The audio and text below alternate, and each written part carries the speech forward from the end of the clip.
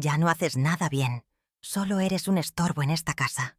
La voz de Valeria resonó en la cocina, afilada como un cuchillo nuevo, cortando el aire tibio que olía a cilantro y a tortilla de maíz recién calentada. Mis nietos, Mateo y Sofía, se quedaron inmóviles, con sus boquitas todavía manchadas del rojo brillante de la salsa de los taquitos al pastor que les había preparado con tanto esmero. Valeria acababa de entrar, lanzando sus bolsas de compras carísimas sobre la mesa de mármol. Su rostro una máscara de furia al ver una pequeña mancha en el polo de diseñador de Sofía. Mis manos, expertas en zurcir y coser durante más de 50 años, se detuvieron sobre el delantal que llevaba puesto. No levanté la vista. No le di la satisfacción de ver el impacto de sus palabras, pero las sentí clavarse en mi pecho, una por una, con una precisión cruel y deliberada. El silencio que siguió a su grito fue más pesado que cualquier ruido. Me mantuve erguida, observando cómo la pequeña mancha de salsa parecía crecer bajo la mirada acusadora de mi nuera. No temblé. No derramé una sola lágrima. Mi cuerpo, acostumbrado al peso de largas jornadas y al dolor silencioso de la viudez, simplemente absorbió el golpe. Lentamente, como si el tiempo se hubiera vuelto espeso y difícil de atravesar, tomé un sorbo del café de olla que se enfriaba a mi lado. El sabor a canela y piloncillo se mezcló con la amargura que inundaba mi garganta, pero mi rostro permaneció sereno. Era una calma que había cultivado a lo largo de mis 76 años, una muralla construida con los ladrillos de la paciencia y el sacrificio, una fortaleza que Valeria, en su superficialidad, confundía con debilidad. Ella no entendía que el verdadero poder no reside en el grito, sino en la capacidad de escuchar el eco de la injusticia y permanecer de pie, sin doblegarse. Por dentro, sin embargo, el mundo se resquebrajaba. Sus palabras no fueron un simple insulto, fueron una sentencia, una declaración de mi inutilidad en el hogar que yo misma había ayudado a construir. Sentí un frío helado recorrer mi espina dorsal, un dolor sordo y profundo que se instaló en el centro de mi alma, como una piedra pesada hundiéndose en un lago en calma. Era el dolor de saber que para ella yo no era la matriarca, la abuela, la mujer que había sacrificado su vista cosiendo bajo la luz de una bombilla para que su hijo, Javier, tuviera un futuro. Era un objeto, un mueble viejo y desgastado que ya no combinaba con la decoración de su vida perfecta en Polanco. Y lo peor de todo, lo dijo frente a Mateo y Sofía, mis dos pedacitos de cielo, manchando su inocencia con el veneno de su desprecio. Los ojos de mis nietos se clavaron en los míos, buscando una explicación que yo no podía darles. Sofía arrugó su naricita, a punto de llorar, y Mateo, con sus 8 años y su intento de ser un hombrecito, frunció el ceño, mirando a su madre con una mezcla de miedo y confusión. Le sostuve la mirada y, en un instante, mi dolor se transformó en una necesidad feroz de protegerlos. Les ofrecí una sonrisa casi imperceptible, un gesto minúsculo que solo ellos entenderían. Era mi promesa silenciosa de que la abuela estaba bien, que el mundo no se había acabado, que el amor que sentía por ellos era más grande y más fuerte que cualquier palabra hiriente. No iba a permitir que la amargura de su madre les robara la alegría de unos simples tacos, el sabor de su infancia. Mi calma, en ese momento, se convirtió en su refugio. Valeria resopló con desdén, tomó a los niños bruscamente por el brazo y los arrastró escaleras arriba, murmurando sobre baños y ropa arruinada. Me quedé sola en la cocina, el silencio ahora zumbando en mis oídos, el aroma de la carne al pastor y la piña asada, que minutos antes era el perfume del hogar y del cariño, ahora se sentía como el olor rancio de la humillación. Miré la silla vacía donde mi esposo, Pedro, solía sentarse, y me pregunté qué habría hecho él. Pero yo sabía la respuesta. Él habría admirado mi silencio, no como una señal de derrota, sino como la calma que precede a la tormenta. Una tormenta que, por primera vez en muchos años, sentí que era necesario desatar, no con gritos ni con furia, sino con la fuerza silenciosa y metódica de la dignidad recuperada.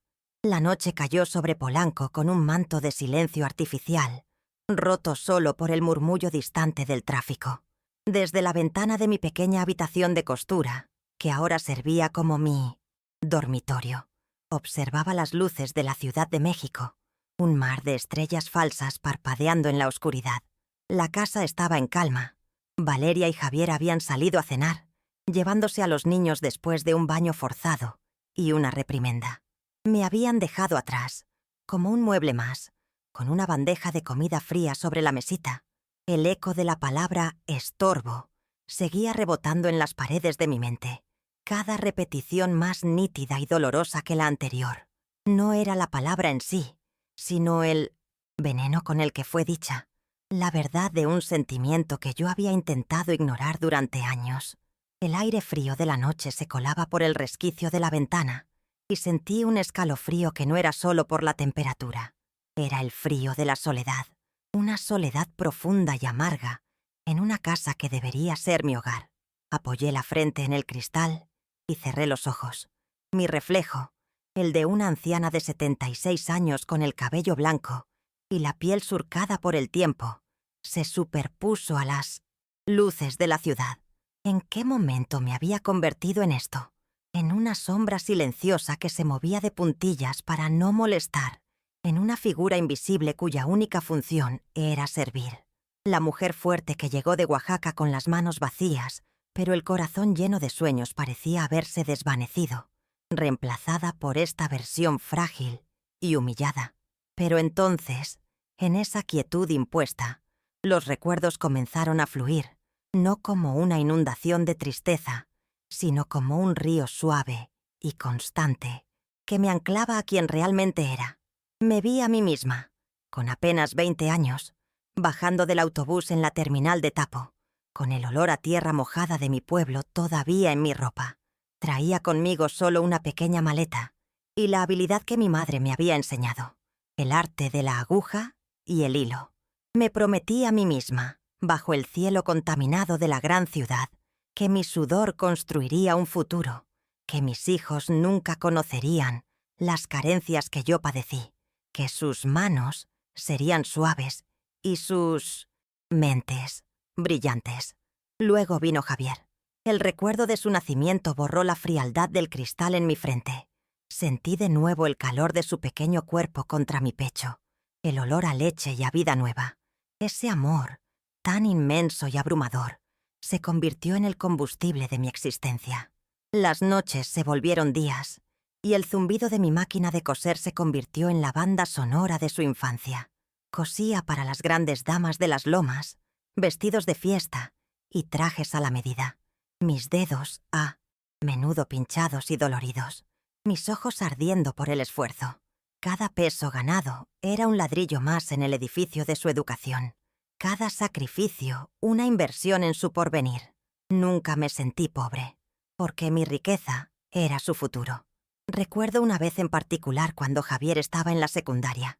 Necesitaba un traje para una ceremonia de premiación. El más barato en el centro comercial costaba una fortuna, casi todo lo que había ganado en un mes. No lo dudé. Comí frijoles y tortillas. Durante semanas remendé mi único rebozo una y otra vez, pero él tuvo su traje. La forma en que se irguió frente al espejo, la luz de orgullo en sus ojos. Ese momento fue mi recompensa. No necesitaba agradecimientos verbales, porque veía mi éxito reflejado en él. Su triunfo era el mío, tejido con el hilo invisible de mi amor y mi esfuerzo. ¿Cómo podía ese mismo niño, ahora un hombre, permanecer en silencio mientras su esposa me despojaba de mi dignidad? La llegada de Valeria a nuestras vidas fue como una brisa fresca al principio. Era hermosa, educada, proveniente de una familia con un apellido que sonaba importante. Yo estaba feliz por Javier. Pensé que había encontrado a alguien que lo complementaría, pero pronto comencé a notar las pequeñas cosas. La forma en que ella miraba mis manos, curtidas y con las uñas cortas, en contraste con las suyas, siempre perfectas. Las críticas sutiles a mi sazón oaxaqueño, a mi forma de vestir, a mis historias de un pasado que ella consideraba insignificante. Yo, en mi afán de mantener la paz en la familia, lo dejaba pasar. Creía que era mi deber adaptarme, ceder, hacerme más pequeña para que su felicidad pudiera florecer. Y así, poco a poco, fui cediendo terreno. Primero fue mi opinión en las decisiones del hogar, luego mi espacio en la sala principal y finalmente, mi voz. Javier, atrapado entre la lealtad a su madre y el miedo a su esposa, eligió el camino del silencio, un silencio cómplice que me dolía más que los insultos directos de Valeria. Él veía cómo yo me encogía, cómo me limitaba a la cocina y al cuidado de los niños, y no hacía nada. Permitía que Valeria me tratara como a una empleada sin sueldo, una reliquia de un pasado que a ella le avergonzaba. El hombre cuyo futuro yo había cosido con mis propias manos, ahora me estaba descosiendo el alma con su inacción. La humillación de esta tarde, sin embargo, fue diferente. No fue una crítica sutil ni una mirada de desdén. Fue una ejecución pública de mi valor frente a lo que más amo, mis nietos. La palabra estorbo no solo me definió a mí, sino que también les enseñó a ellos a verme de esa manera. Y eso no podía permitirlo. Mientras miraba mi propio reflejo, algo dentro de mí, una brasa que creía extinta desde hacía mucho tiempo, comenzó a arder. No era rabia, no era un deseo de venganza, era algo mucho más puro y poderoso. Era el despertar de mi dignidad, la certeza absoluta de que valía más que eso. Era como si una venda hubiera caído de mis... Todos estos años había medido mi valor a través del éxito de mi hijo y la aparente felicidad de su familia. Me había olvidado de mí misma, de Elena, la mujer que enfrentó sola una ciudad monstruosa, que construyó una vida desde cero, que nunca le pidió nada a nadie. Esa mujer todavía estaba aquí, enterrada bajo capas de abnegación y silencio. Valeria no me había insultado a mí, la anciana que le preparaba tacos a sus hijos. Había insultado a la joven de Oaxaca, a la madre trabajadora, a la viuda resiliente. Y esa mujer, por fin, había decidido responder.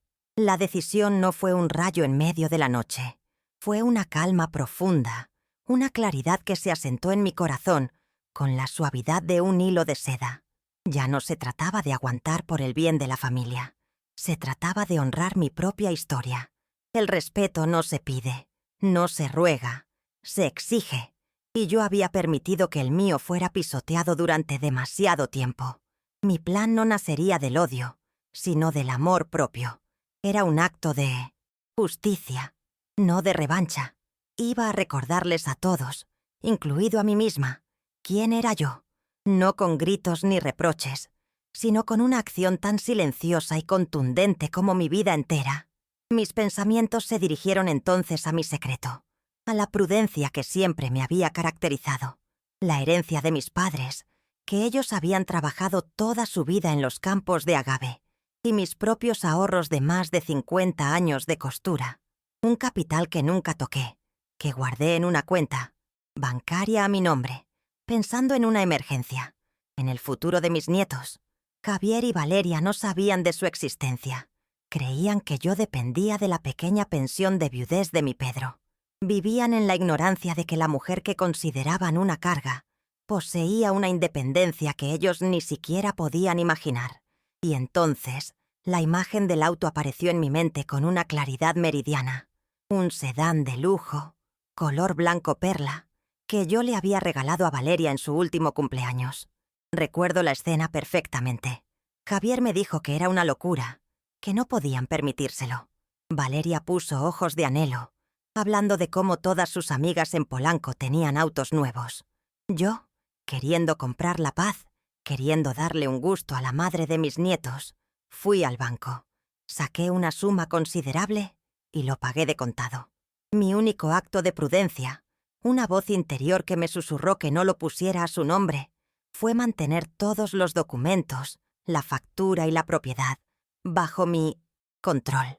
En ese momento vi el regalo no como un acto de generosidad, sino como un símbolo de su ingratitud. Ella lo conducía con arrogancia, como si fuera un derecho adquirido, un trofeo de su estatus social. Nunca un «gracias, suegra», sincero. Nunca un reconocimiento del sacrificio que representaba. Era simplemente una pieza más en el rompecabezas de su vida perfecta, una vida construida sobre los cimientos de mi trabajo silencioso. El carro se convirtió en el objetivo perfecto, el epicentro de mi plan. No era solo un vehículo, era la materialización de su desprecio y de mi poder oculto. El plan se tejió en mi mente con la misma precisión con la que diseñaba un vestido. Simple, elegante y sin un solo hilo suelto. No habría confrontaciones ruidosas ni escenas dramáticas. Todo se haría con la calma y la determinación que me habían guiado toda la vida. Mañana por la mañana, mientras ellos durmieran, yo saldría de casa. Visitaría al notario, firmaría los papeles necesarios y luego llamaría a un contacto de confianza. Un hombre que se dedicaba a la compra y venta de autos seminuevos. El auto, su preciado símbolo de estatus, simplemente desaparecería. No sentí una pizca de malicia al trazar este camino. Lo que sentía era una profunda sensación de equilibrio, como si estuviera a punto de enderezar un cuadro que había estado torcido en la pared durante mucho tiempo. Estaba reclamando lo que era mío, no solo el dinero, sino el respeto que ese dinero representaba. Estaba enseñando una lección que las palabras nunca podrían transmitir. El verdadero poder no es tener cosas, sino saber quién eres y cuánto vales, incluso cuando el mundo intenta convencerte de que no vales nada. Me alejé de la ventana y me dirigí a mi cama. El frío en mis huesos había desaparecido, reemplazado por una calidez serena que emanaba desde mi interior. Por primera vez en muchos años, no me sentía como una invitada en esa casa, ni como una empleada, ni como un estorbo. Me sentía como la dueña de mi propio destino. El sueño vino fácilmente, sin las pesadillas de la humillación que me habían atormentado en noches anteriores. Era un sueño tranquilo, profundo, el sueño de una mujer que sabe exactamente lo que tiene que hacer al amanecer. La decisión estaba tomada, tan firme como una costura bien hecha. Mañana Valeria aprendería que la dignidad no se puede comprar, pero que los lujos que se disfrutan sin gratitud sí se pueden vender. Y Javier, mi hijo, aprendería que el silencio tiene consecuencias y que su madre, la costurera de Oaxaca, tenía una fortaleza que él nunca se había molestado en conocer. El tablero de juego, sin que ellos lo supieran, estaba a punto de cambiar drásticamente. El amanecer prometía un nuevo día. Para Valeria sería un día de confusión y pérdida. Para mí, sería el primer día del resto de mi vida. Una vida en la que ya no pediría permiso para existir con la cabeza en alto. Cerré los ojos y una pequeña sonrisa se dibujó en mi rostro. En la oscuridad, el estorbo estaba a punto de demostrar lo mucho que podía mover, y lo haría, como siempre, sin levantar la voz. Desperté antes de que el primer rayo de sol se atreviera a tocar las ventanas de la ciudad. El silencio en la casa era absoluto, un lienzo en blanco sobre el cual yo pintaría el primer trazo de mi nueva vida. Me moví con la ligereza que me concedían los años y el propósito, mis pies descalzos sin hacer ruido sobre la madera fría. Elegí mi ropa con cuidado, una falda oscura, una blusa sencilla y el rebozo de lana que Pedro me regaló en nuestro último aniversario. Al ponérmelo sobre los hombros, sentí que no era solo una prenda para abrigarme del frío de la mañana, sino una armadura tejida con recuerdos y amor, una protección contra el mundo que estaba a punto de enfrentar. Cada gesto era deliberado, cada movimiento imbuido de una calma que nacía de la certeza. En la cocina, preparé mi café de olla como cada mañana. El ritual de moler el grano, de hervir el agua con la canela y el piloncillo, me anclaba al presente. Mientras el aroma llenaba el espacio, mis ojos se posaron en la silla donde Valeria se había sentado ayer, en la mesa donde mis nietos habían comido sus tacos. No sentí el eco de la humillación, sino el silencio de una página pasada. Fui a mi cuarto y de un viejo baúl de madera saqué una carpeta de cartón. Dentro, ordenados y pulcros, estaban todos los documentos del auto.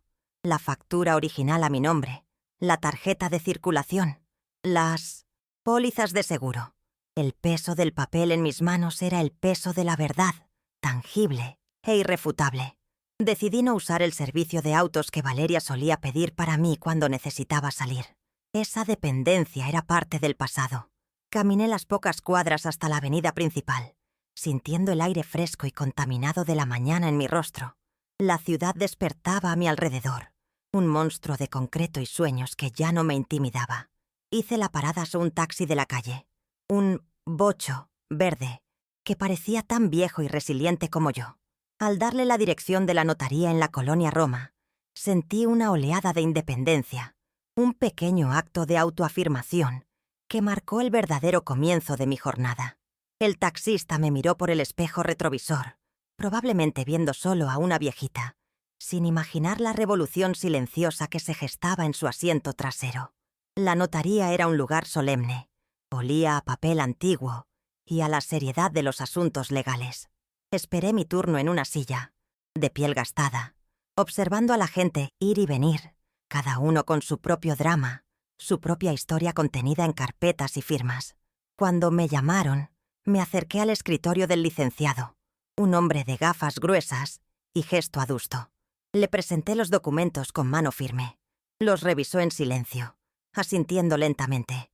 Mientras él preparaba el poder notarial que necesitaría para la venta, reflexioné sobre el poder de una simple firma. Cómo un trazo de tinta podía transferir la propiedad, cambiar el curso de una vida, reafirmar una verdad olvidada. Mi firma, mi nombre, Elena Martínez Bútedea, de Rodríguez, estaba a punto de reclamar su poder. Mientras firmaba cada hoja que el notario ponía frente a mí, mis pensamientos se desviaron hacia el concepto de ser madre. Descubrí que la maternidad no termina cuando los hijos crecen. A veces, las lecciones más importantes no se dan en la infancia con cuentos y abrazos, sino en la adultez con acciones firmes. Mi hijo Javier, en su pasividad, se había perdido. Había olvidado el valor del respeto, el pilar sobre el que yo había construido su mundo. Esta acción, esta lección silenciosa, era también un acto de amor maternal. Un amor duro, sí, pero necesario para recordarle que la integridad de una familia se defiende y que una madre, por más vieja que sea, nunca deja de enseñar el camino correcto, aunque duela. Mi siguiente parada fue una sucursal bancaria. No necesitaba retirar dinero, solo confirmar que todo estaba en orden para recibir la transferencia de la venta. La cajera, una joven con los labios pintados de un rojo intenso, me atendió con una eficiencia impersonal. Mientras ella tecleaba en su computadora, miré a mi alrededor. Para el mundo, yo era solo un número de cuenta, un saldo en una pantalla. Pero yo sabía que ese dinero no eran cifras frías, era el extracto de mi vida. Eran las miles de horas inclinadas sobre una máquina de coser, los vestidos de novia que terminé a la luz de la luna, los uniformes escolares que remendé, el sudor, la vista cansada, la resiliencia convertida en seguridad financiera. Era la prueba de que nunca fui una carga. Al salir del banco me senté en una banca del parque cercano y saqué mi viejo teléfono celular. Busqué el número de Roberto, un conocido de mi difunto esposo, que tenía un lote de autos seminuevos. Marqué con los dedos un poco temblorosos, no de nervios, sino de anticipación. «Bueno», respondió su voz ronca. «Roberto, habla Elena, la viuda de Pedro», dije, mi voz sonando sorprendentemente clara y firme. «Tengo un auto, un sedán blanco, modelo del año, casi sin usar. Necesito venderlo hoy mismo». No hubo titubeos ni explicaciones innecesarias. Le di los detalles y él, con la rapidez del que conoce su negocio, me dio una cifra. Era una oferta justa. «Trato hecho», respondí. La transacción entera no duró más de 5 minutos. 1 hora más tarde, tal como acordamos, una grúa y 2 hombres con uniformes llegaron a la casa. Entraron por la cochera, de servicio, como yo les indiqué. Valeria y Javier aún dormían. Les entregué los documentos firmados y la única copia de las llaves que yo conservaba. Vi cómo enganchaban el auto blanco perla, el orgullo de mi nuera, y lo levantaban con una facilidad mecánica. Observé en silencio cómo el vehículo salía lentamente de la cochera, cruzaba el portón y se perdía en el tráfico de la mañana. No sentí alegría ni tristeza. Sentí la calma de un cirujano que ha extirpado un tumor. El espacio vacío que dejó. El auto en la cochera no se sentía como una pérdida, sino como una limpieza, como el aire fresco que entra después de abrir una ventana que ha estado cerrada por mucho tiempo. El resto de la mañana transcurrió con una normalidad casi surrealista. Regresé a mis labores domésticas, a la rutina que ellos tanto despreciaban, pero de la que tanto dependían. Valeria finalmente bajó las escaleras cerca del mediodía, envuelta en una bata de seda, quejándose de una migraña. Pasó a mi lado mientras yo regaba las plantas del patio interior y ni siquiera me dedicó una mirada. Su completa ignorancia de la tormenta que se avecinaba era casi poética. Esa ceguera, esa arrogancia de dar todo por sentado, era precisamente la enfermedad que yo estaba tratando de curar. Su desdén, en lugar de herirme, ahora alimentaba mi convicción. Estaba haciendo lo correcto. Javier salió de su estudio poco después, ya vestido para ir a la oficina. Me dio los buenos días con la boca pequeña, sus ojos evitando los míos como si temiera encontrar en ellos un reproche. «Mamá», dijo, y nada más. Se sirvió una taza de café de la cafetera de lujo que Valeria había insistido en comprar, ignorando el café de olla que yo había preparado. Vi en él la sombra del hombre que podría haber sido. Un hombre bueno pero ahogado en la debilidad, en el miedo al conflicto. Y entendí que mi acción no solo era por mí, sino también por él. A veces, hay que sacudir el árbol con fuerza para que la fruta podrida caiga y el árbol pueda volver a crecer sano. Más tarde, mientras preparaba la comida para los niños, escuché a Valeria hablar por teléfono con una de sus amigas. Su voz era chillona y llena de falsa emoción. «Sí, claro. Paso por ti a las 4, mana. Nos vamos en mi cochecito nuevo a ese café que te dije en La Condesa, para que se mueran de la envidia». Tuve que contenerme para no sonreír. La ironía era tan deliciosa como el mole que empezaba a oler en la cocina. Ella seguía viviendo en su mundo de apariencias, completamente ajena a que los cimientos de ese mundo se habían desmoronado bajo sus pies. Seguí picando la cebolla, mi ritmo constante y tranquilo, el cuchillo contra la tabla de cortar, marcando el compás de la justicia que se acercaba. Cuando Mateo y Sofía regresaron del colegio, mi mundo se iluminó. Corrieron a abrazarme, sus risas llenando el silencio tenso de la casa. Les serví la comida y me senté con ellos, escuchando sus historias sobre la escuela. Para ellos, yo no era un estorbo. Yo era la abuela que les hacía su comida favorita, la que les contaba cuentos de conejos y coyotes de las montañas de Oaxaca, la que les curaba las rodillas raspadas con besos y ungüentos.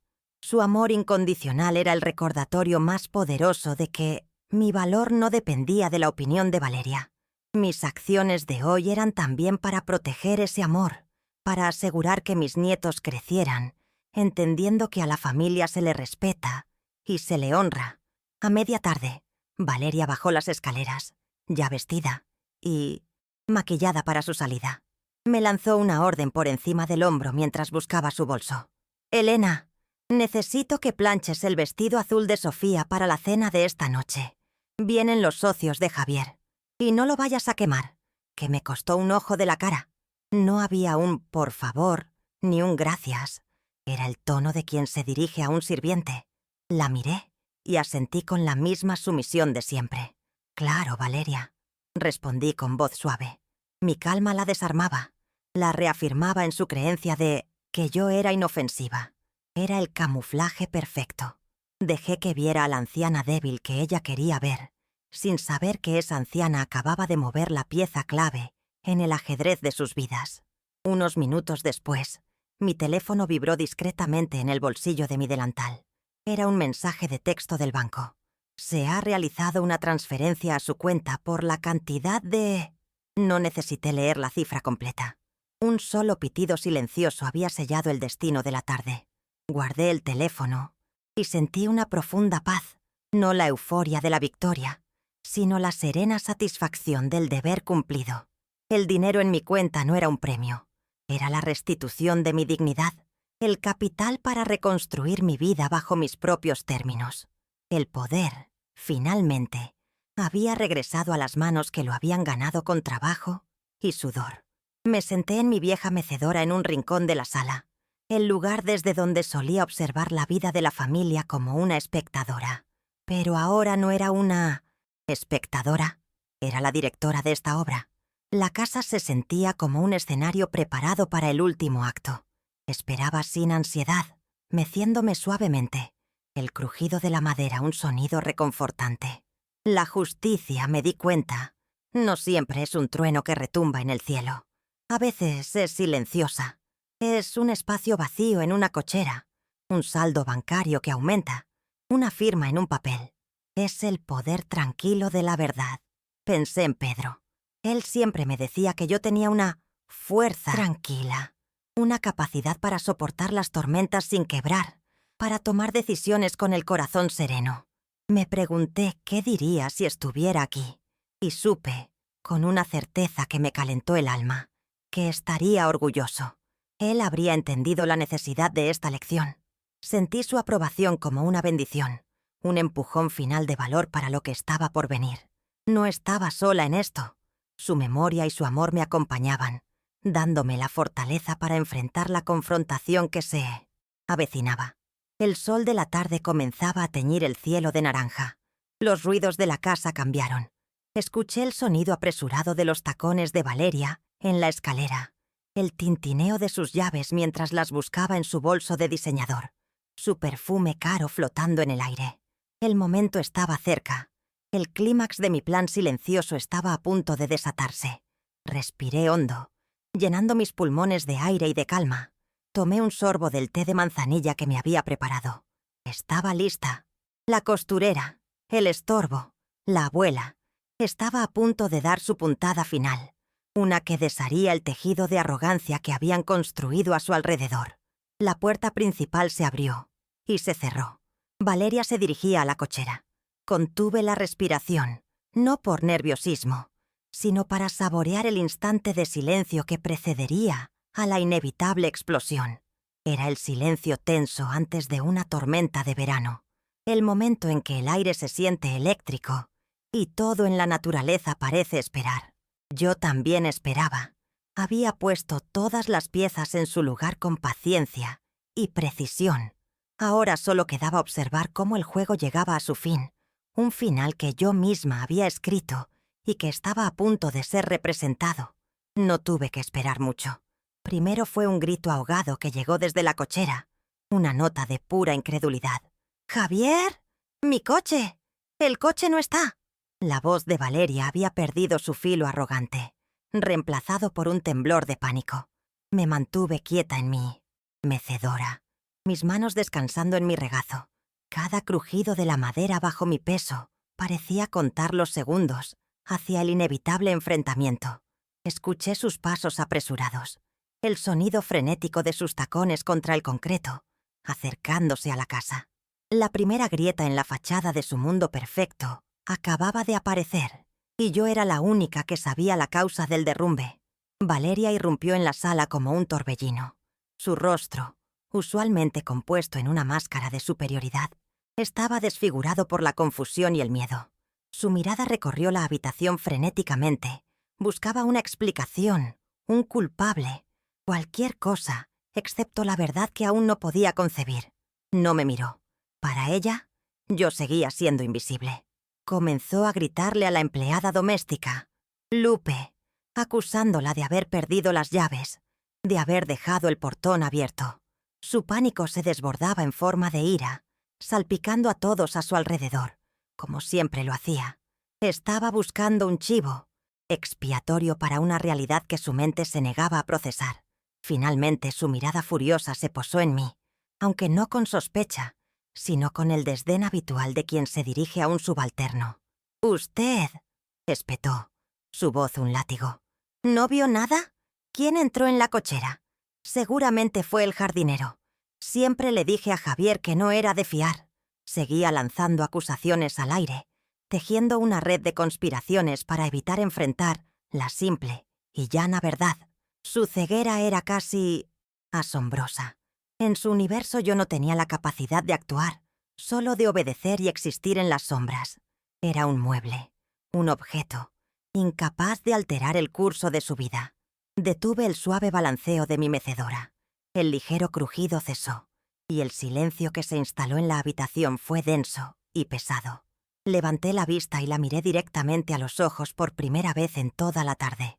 Sostuve su mirada frenética con una calma que pareció descolocarla. No respondí a sus preguntas sobre jardineros o llaves perdidas. En lugar de eso, pronuncié 5 palabras que cambiaron el equilibrio de poder en esa casa para siempre. Mi voz no fue más que un murmullo, pero resonó en la sala con la fuerza de un trueno. «No busques más, Valeria».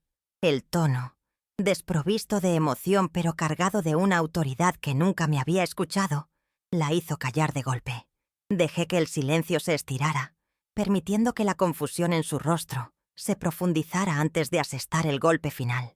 «El carro ya no está aquí», continué, mi voz tan plana y firme como una costura perfecta. Vi el desconcierto luchar con la incredulidad en sus ojos. Pude ver su mente trabajando a toda velocidad, tratando de encontrar un significado lógico a mis palabras. Y entonces le ofrecí la única explicación posible. La verdad que era tan simple como devastadora. «Lo vendí esta mañana». Observé cómo las palabras aterrizaban, cómo su cerebro las procesaba y cómo, lentamente, el horror comenzaba a reemplazar a la confusión. Su perfecta mandíbula cayó ligeramente.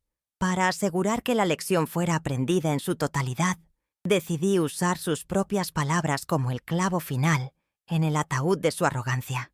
La miré, manteniendo esa calma glacial que se había convertido en mi mayor arma, y añadí: «Al final, un estorbo como yo no tiene por qué andar dando lujos, ¿verdad?» No había sarcasmo en mi voz, solo la repetición de un hecho que ella misma había establecido el día anterior. Devolverle su propio veneno, servido en mieux ancien. El plato frío de la consecuencia fue más efectivo que cualquier grito o insulto que yo pudiera haber proferido.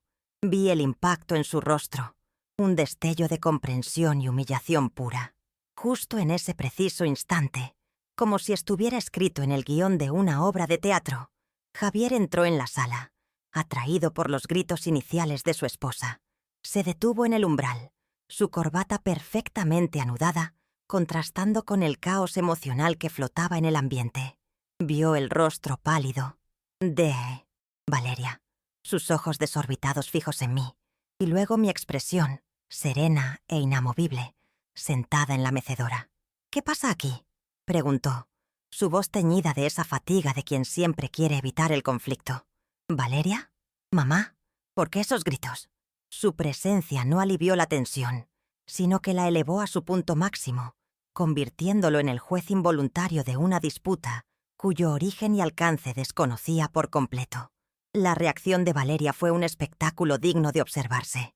El color huyó de sus mejillas, dejándola con una palidez cerosa que ni su costoso maquillaje podía ocultar.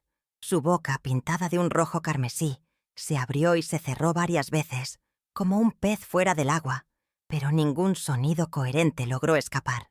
El shock era total, un cortocircuito en el sistema de su arrogancia. La mujer que ella consideraba un cero a la izquierda, una anciana senil y dependiente, acababa de demostrar un poder y una autonomía que ella no creía posible.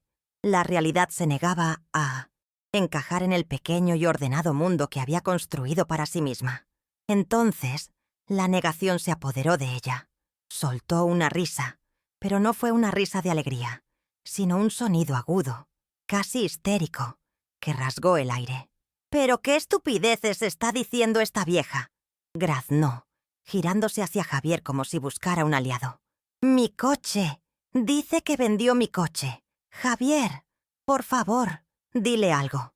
Tu madre finalmente se ha vuelto completamente loca. Deberíamos llamar a un doctor». Apeló a él, su protector, al hombre que siempre cedía a sus caprichos, esperando que él restaurara el orden, que me pusiera de nuevo en mi insignificante lugar y desmintiera esa fantasía absurda. Javier, atrapado en el fuego cruzado, me miró con una expresión de absoluta perplejidad. Era evidente que estaba luchando por entender la situación, su mente incapaz de conectar los puntos. «¿Mamá?», preguntó, su voz un hilo de confusión. «¿De qué está hablando Valeria? Esto es una broma, ¿verdad? ¿Dónde está el coche?». Su pregunta, dirigida a mí, demostraba que, a pesar de todo, aún consideraba la palabra de su esposa como la versión más probable de la realidad. La posibilidad de que yo hubiera hecho algo tan drástico y definitivo todavía estaba fuera de su comprensión. Él, al igual que Valeria, me había subestimado toda la vida. Sin apartar la vista de los ojos de Valeria, que ahora brillaban con una mezcla de pánico y furia, le respondí a mi hijo. Mi voz se mantuvo tranquila, paciente, como si le estuviera explicando una lección simple a un niño. «No, Javier, no es ninguna broma», afirmé con una finalidad que no admitía réplica. «El coche que conducía tu esposa estaba legalmente a mi nombre. Lo pagué en su totalidad con mi propio dinero, un dinero que ni tú ni ella sabían que yo tenía. Y hoy, ejerciendo mi derecho como propietaria, decidí venderlo». Cada palabra era una verdad irrefutable, una piedra más en el muro que se levantaba entre la vieja Elena y la nueva. Esa fue la estocada final. La negación de Valeria se hizo añicos, y la dura y fría verdad la golpeó con la fuerza de un huracán. La rabia, una rabia pura e impotente, inundó su rostro, contorsionando sus bellas facciones en una máscara de fealdad. «No tenías ningún derecho», chilló, su voz rompiéndose en un grito agudo que lastimaba los oídos. «Era mi regalo de cumpleaños. Mío». Dio un paso amenazante hacia mí. Sus manos, con las uñas perfectamente cuidadas, se cerraron en puños apretados a sus costados. La mujer elegante de Polanco había desaparecido, reemplazada por una niña malcriada a la que le acababan de quitar su juguete favorito. Viendo el arranque de violencia de su esposa, Javier reaccionó por puro instinto, interponiéndose entre nosotras. Fue un gesto débil, casi vacilante, pero un gesto al fin. «Valeria, por favor, cálmate», suplicó, antes de volverse hacia mí, su rostro una mezcla de reproche y desconcierto. «Mamá, ¿cómo pudiste hacer algo así sin decirnos nada?». Estaba atrapado en medio de una guerra que no entendía, tratando de apaciguar a ambas partes, sin darse cuenta de que el mapa del territorio había cambiado para siempre. Su lealtad, dividida durante tanto tiempo, finalmente se había fracturado por completo bajo la presión. Lo miré, a mi hijo, al hombre que había criado para ser fuerte y justo, y por primera vez en toda esta prueba, mi calma flaqueó, permitiendo que un atisbo de profunda decepción se reflejara en mis ojos. Sin embargo, mi voz no vaciló. «Tuve todo. El derecho, Javier. El mismo derecho que tu esposa se tomó ayer para humillarme y llamarme estorbo frente a mis nietos», sentencié, mi voz recuperando su firmeza. «A veces, las personas, especialmente aquellas que lo dan todo por sentado, necesitan que se les recuerde que en esta vida nada es gratis y que el respeto no se regala, se gana o se pierde». Con esas últimas palabras, la inversión de poder fue total y absoluta. Valeria se quedó sin aire, derrotada, y Javier, por primera vez en su vida, se quedó completamente sin palabras ante su madre. El silencio que siguió a mis últimas palabras fue más denso y elocuente que cualquier grito. Se podía sentir el peso de los años de humillación, condensados en ese instante de pura y helada verdad. Valeria se quedó inmóvil, como una estatua de mármol a la que le hubieran robado el alma. Su rostro, una vez una fortaleza de arrogancia, se había derrumbado por completo. No había ira en sus ojos, ni siquiera odio, solo un vacío desolado. La mirada de alguien que acaba de ver el reflejo de su propia mezquindad y no puede soportar la imagen. Toda su identidad, construida sobre el estatus, las apariencias y el poder sobre los demás, se había desintegrado en un momento. Javier, mi hijo, intentó articular una frase. Abrió la boca 1, 2 veces, pero las palabras se negaron a salir. Me miró como si me viera por primera vez en su vida. No como su madre anciana y sumisa, sino como una extraña, una mujer con profundidades que él nunca se Había molestado en explorar. Vi en sus ojos una tormenta de emociones conflictivas. Vergüenza, incredulidad, un atisbo de ira y, muy en el fondo, una chispa de algo que se parecía al respeto. El suelo bajo sus pies, que siempre había sido firme, se había convertido en arenas movedizas. La jerarquía de su hogar, que él creía dirigir, se había invertido ante sus propios ojos. Sin decir una palabra más, Valeria se dio la vuelta. No corrió ni hizo un gesto dramático.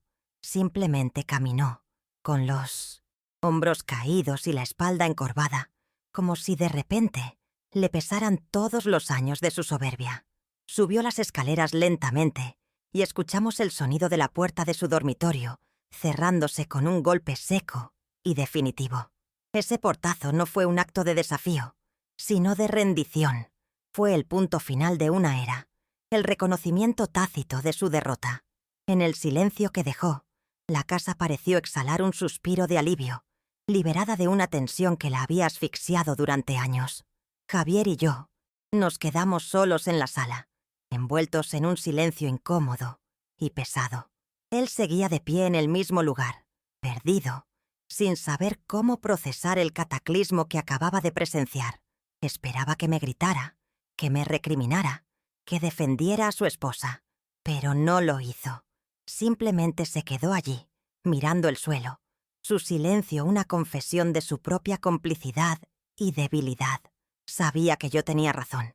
Sabía que la humillación había sido real y que mi reacción, aunque drástica, era la consecuencia directa de sus propias omisiones. No había defensa posible para lo que él había permitido que sucediera bajo su techo. En lugar de esperar a que él encontrara las palabras, me levanté de la mecedora. Mi cuerpo se sentía más ligero que nunca. Caminé hacia la cocina, el corazón sereno. Mi primera acción en esta nueva realidad no fue discutir ni regodearme en la victoria, sino hacer lo que siempre hacía, cuidar de los míos. Comencé a preparar la cena para Mateo y Sofía. Mis movimientos, rítmicos y seguros. Picar las verduras, calentar las tortillas, el aroma del guiso llenando la cocina. Este simple acto de normalidad era mi declaración de poder. La vida continuaba, pero ahora lo hacía bajo mis reglas, con el respeto como ingrediente principal. La cena con mis nietos fue un oasis de paz en medio del desierto emocional de la casa. Ellos notaban la ausencia de sus padres y la extraña calma, pero mi presencia tranquila era su ancla. Les serví, comimos juntos, hablamos de sus amigos y de sus sueños. Me enfoqué enteramente en ellos, en su risa, en su inocencia. Eran el motivo por el cual había luchado, la razón por la que había reclamado mi dignidad. No quería que crecieran pensando que el desprecio era una forma aceptable de comunicación familiar. Quería que aprendieran que el amor se demuestra con respeto, y esa noche, mi acto de rebelión silenciosa había sido la lección más grande de todas. Esa noche, por primera vez en mucho tiempo, dormí profundamente. El sueño no fue una huida, sino un descanso merecido. La atmósfera de la casa había cambiado por completo. La tensión opresiva que solía impregnar las paredes se había disipado, reemplazada por una quietud expectante, casi purificadora. Ya no me sentía como una intrusa en mi propio hogar. El estorbo se había transformado en la matriarca, y mi habitación, antes un refugio, ahora se sentía como el centro de mando desde donde emanaba una nueva y tranquila autoridad. Había reclamado no solo mi dignidad, sino también mi espacio en el mundo. Los días que siguieron fueron un estudio sobre las consecuencias. Valeria se convirtió en una sombra. Apenas salía de su habitación, y cuando lo hacía, evitaba mi mirada a toda costa. El motor de su vida social, el coche, había desaparecido, y con él, su estatus. Las llamadas de sus amigas disminuyeron, las invitaciones cesaron. Se vio obligada a cancelar sus almuerzos en La Condesa, sus tardes de compras en Masaryk. Su mundo, construido sobre la base frágil de las apariencias, se desmoronó. La humillación no fue un golpe rápido, sino un veneno lento que la obligó a confrontar el vacío de su existencia. Un día la escuché hablar por teléfono con una de sus supuestas mejores amigas. Su voz, usualmente segura, era ahora un susurro suplicante. Al colgar, oí a la amiga reírse a carcajadas con alguien más al otro lado de la línea, burlándose de que la reina de Polanco ahora tenía que pedir Ubers como una persona común. Escuchar eso no me produjo placer. Me produjo una profunda lástima. La vida de Valeria era una jaula dorada, y yo, sin quererlo, le había quitado los barrotes de oro, dejándola expuesta a la crueldad de un mundo tan superficial como ella misma. Javier intentó mediar. Se acercó a mí una tarde, con la voz baja y los ojos suplicantes. «Mamá, ¿no crees que ya fue suficiente? Valeria está destrozada. ¿No podrías reconsiderarlo? Tal vez podamos comprar el coche de vuelta». Lo miré con una calma que no esperaba. No había enojo en mi corazón, solo una firme resolución. «No, Javier, el dinero ya está invertido en otros planes, y mi decisión, al igual que mi dignidad, no está a la venta. Algunas lecciones no tienen precio, hijo, y esta es una que todos en esta casa necesitábamos aprender». Se retiró en silencio, entendiendo que la puerta que había cerrado con su pasividad no podía volver a abrirse tan fácilmente. La dinámica entre él y Valeria se fracturó visiblemente. Sus conversaciones nocturnas, que yo a veces oía como murmullos a través de las paredes, ya no eran quejas sobre mí. Eran discusiones agrias, llenas de acusaciones mutuas. Ella lo culpaba por no haberla defendido, por no controlar a su madre. Él, a su vez, parecía haber despertado de un largo letargo, recriminándole su crueldad y su materialismo. Su matrimonio, construido sobre la conveniencia y las apariencias, se tambaleaba ahora que su pilar de desprecio compartido hacia mí había sido removido. Sin sus lujos y su estatus como distracciones, Valeria se vio obligada a mirarse al espejo. No le gustó lo que vio. La mujer que dependía de la admiración de los demás se encontró sola, sin el barniz de la riqueza que la protegía. Se volvió irritable, melancólica, una reina destronada vagando por los pasillos de un palacio que ya no sentía suyo. Sufría, sí, pero era el sufrimiento necesario del crecimiento, el dolor de una crisálida que se rompe antes de que la mariposa pueda, si es que tiene la fuerza, emerger y aprender a volar por sí misma.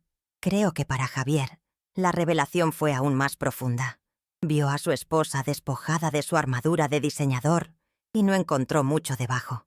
Vio la superficialidad, la crueldad y el egoísmo que había elegido ignorar durante años. Su amor, o lo que él creía que era amor, comenzó a teñirse de desilusión. Su silencio cómplice se transformó en un silencio de reflexión, de reevaluación.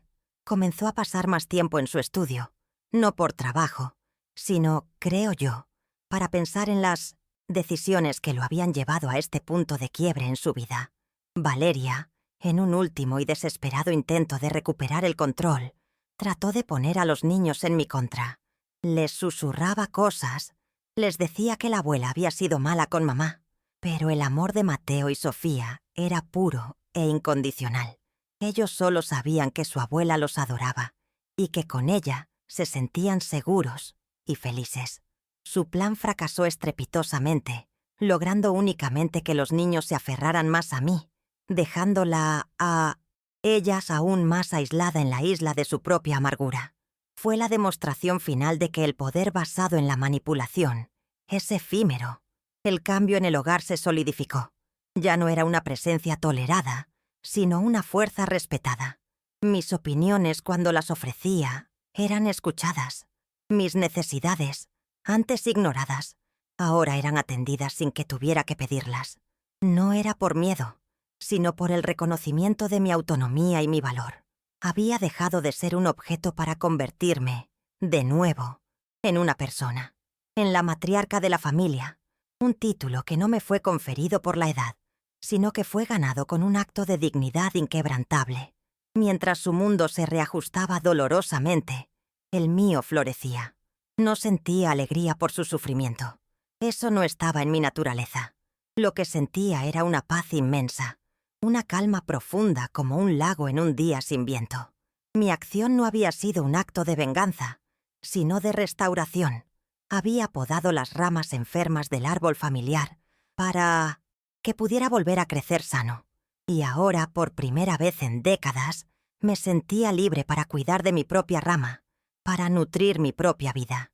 Mi primer proyecto fue reclamar mi espacio físico. Contraté a un pequeño equipo de trabajadores y transformé mi antigua habitación, que se había convertido en un depósito de cosas viejas, en un santuario personal. Elegí un color azul sereno para las paredes. Compré una cama cómoda y, lo más importante, instalé una gran mesa de trabajo y una nueva máquina de coser junto a la ventana. Estaba creando mi propio taller, un lugar luminoso y lleno de vida donde podría volver a crear, no por necesidad, sino por puro placer. El proceso de renovación fue una metáfora de mi renacimiento. Lijar las paredes viejas era como deshacerme de las capas de dolor y humillación. Aplicar la pintura fresca era como darle a mi alma una nueva oportunidad. Cada elección, desde la tela de las cortinas hasta la lámpara del techo, era una afirmación de mi identidad, de mis gustos, de mi existencia. Dejé de ser una nota al pie de página en la historia de la familia para convertirme en la autora de mi propio y último capítulo. Una noche, extendí un mapa de México sobre la mesa de la cocina y llamé a Mateo y a Sofía. Les mostré fotos de Cancún, de sus playas de arena blanca que parecía azúcar y su mar de 7 tonos de azul. Les dije que, en cuanto terminaran las clases, los 3 nos iríamos de vacaciones, solo nosotros. Sus gritos de alegría fueron la música más hermosa que había escuchado en años.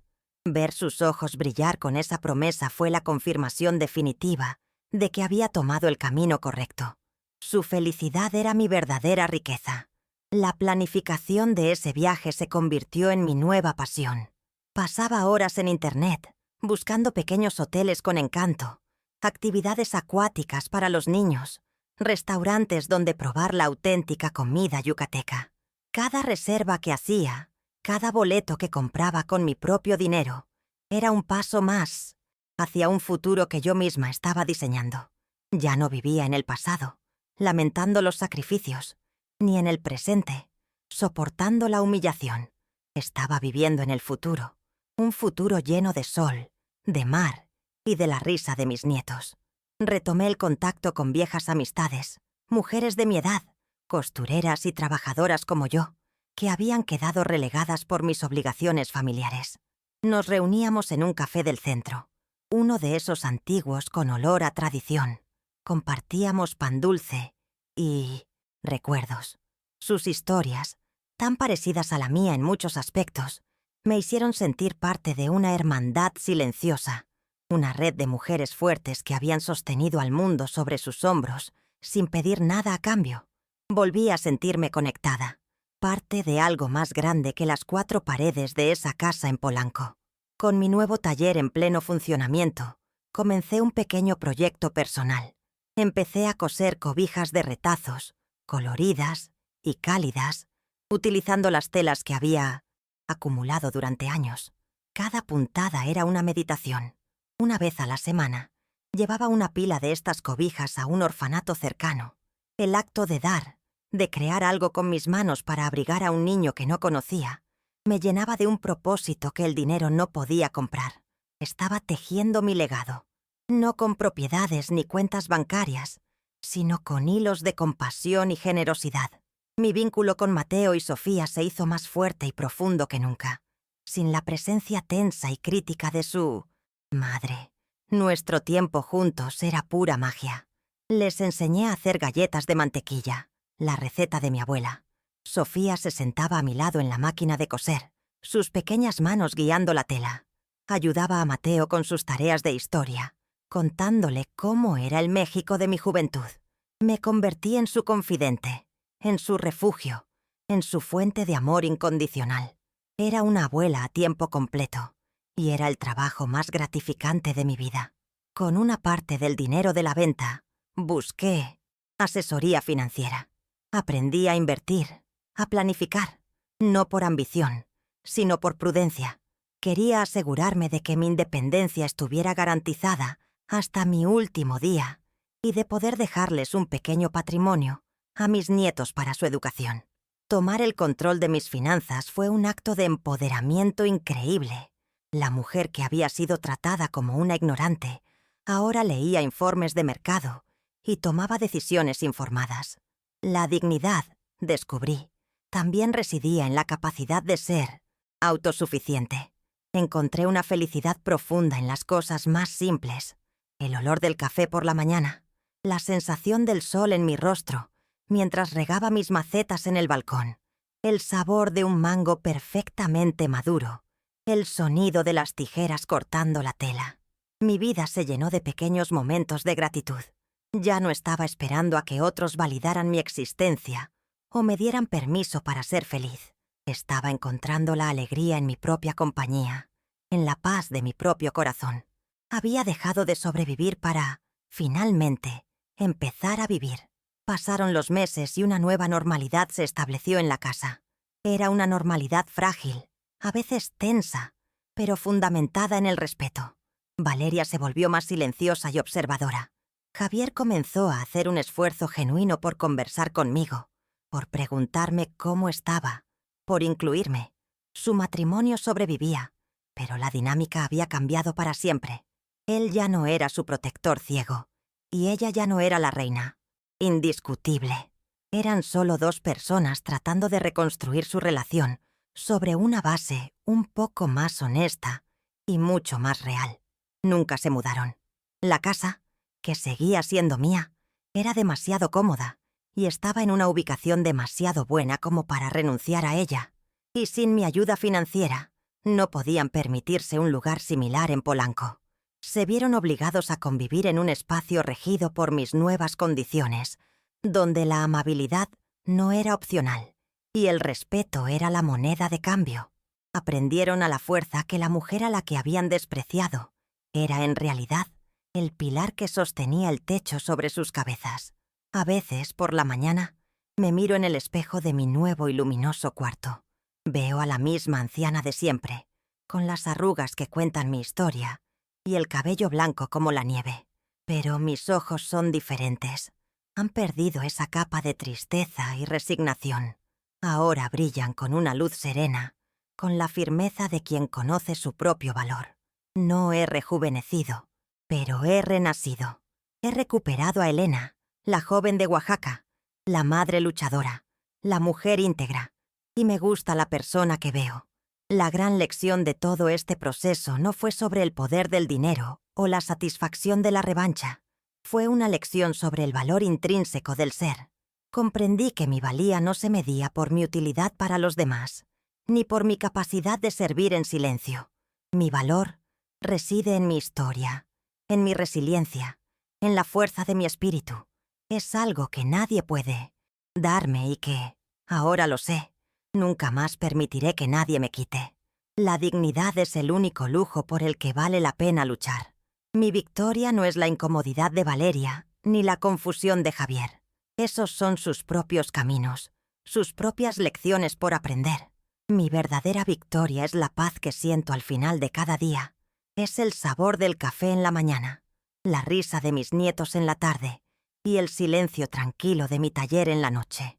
Es la certeza de que me defendí, no con gritos, sino con la fuerza de mis convicciones. Y al hacerlo, honré a la mujer que fui y construí un legado de respeto para las generaciones que vendrán. Ha pasado más de un año desde aquel día. Miro el atardecer desde la ventana de mi taller, el cielo de la Ciudad de México teñido de tonos naranjas y morados, y una profunda sensación de paz me inunda.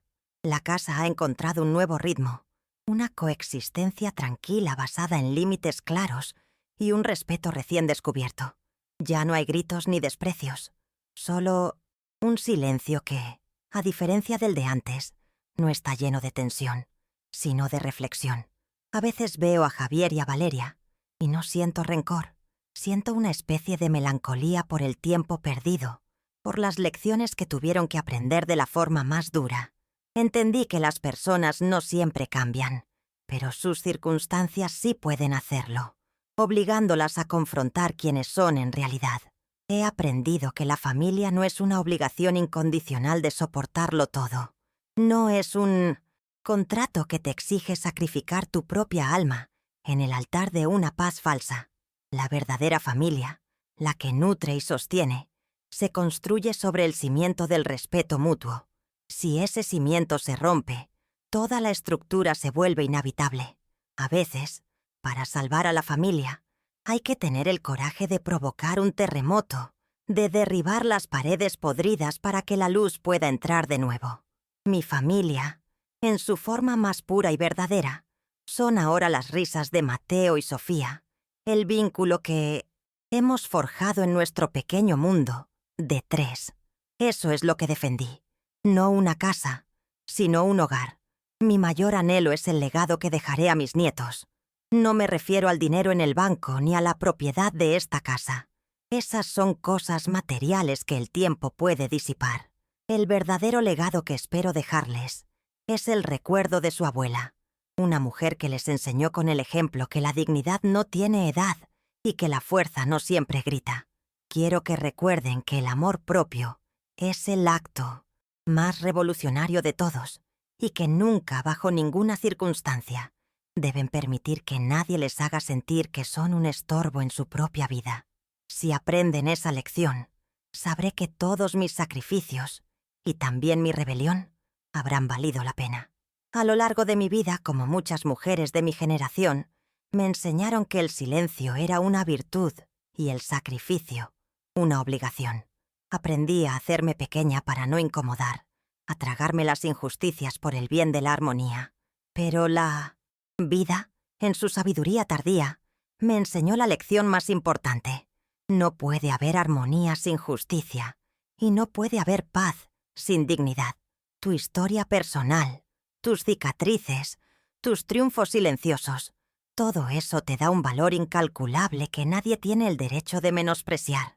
Nunca es demasiado tarde para reclamar tu voz, para ponerte de pie y decir, con la calma de quien conoce su propio valor, yo existo y merezco respeto. Ahora dime tú, ¿qué hubieras hecho en mi lugar? Cuéntame tu opinión aquí en los comentarios.